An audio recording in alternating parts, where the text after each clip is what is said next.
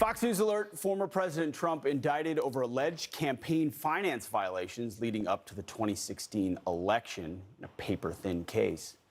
But then opponent Hillary Clinton got off with a fine after her campaign funded the groundwork for the now infamous Steele dossier. What is with this double standard? Here to react, former Utah Congressman and Fox News contributor Jason Chaffetz. Jason, thanks for being here. It's moments like this where we ought look at other places and ways in which things were handled differently.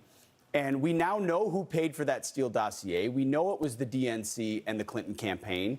We know they were fined because they filed it as legal services, which is not what it was, yet it was just a fine. Well, look, the Federal Elections Commission, the FEC, has jurisdiction on these types of cases. Now, it's notable that they have refused to prosecute Donald Trump. So now you've got a city prosecutor who's trying to do this against Donald Trump. It's fundamentally at its core wrong. Now, Hillary Clinton's campaign, you're right, paid $10 million with the DNC to fund a document that was false to perpetuate this hoax to manipulate an election, and they were fined for it.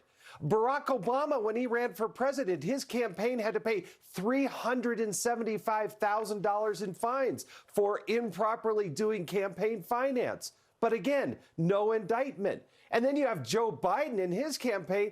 They're taking in millions of dollars into the family business, and there's not even a whisper about doing anything to them. So this is selective prosecution. It's fundamentally wrong. They've been targeting Trump since the very beginning, and it is wrong to its core.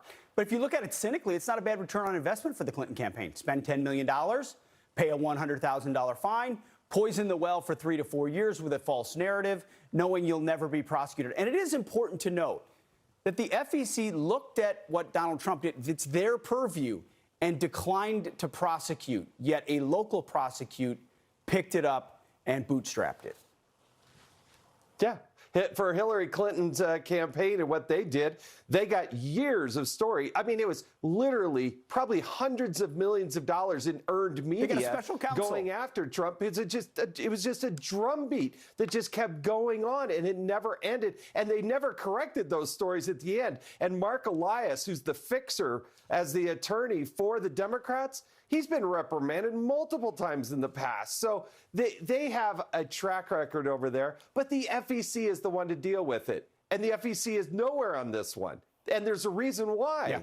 Because this was not a campaign finance violation. It just wasn't. You're exactly right. Jason, with the remaining time we have, you've been around stuff like this, but this next week could be a circus. I mean, what do you anticipate?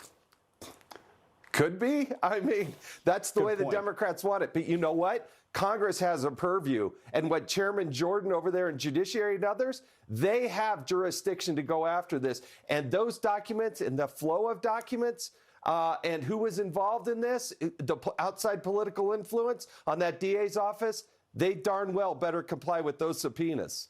Oh, interesting. So you think Capitol Hill, there will be a fight back in real time? There should be. And you know what? The media should say, well, that's how we do things in this country. They can go after this. They should, they will, and they better comply with those subpoenas. You've set a dangerous precedent, no doubt. Jason Chaffetz, thanks for being here. Appreciate it. Thank you. You got it.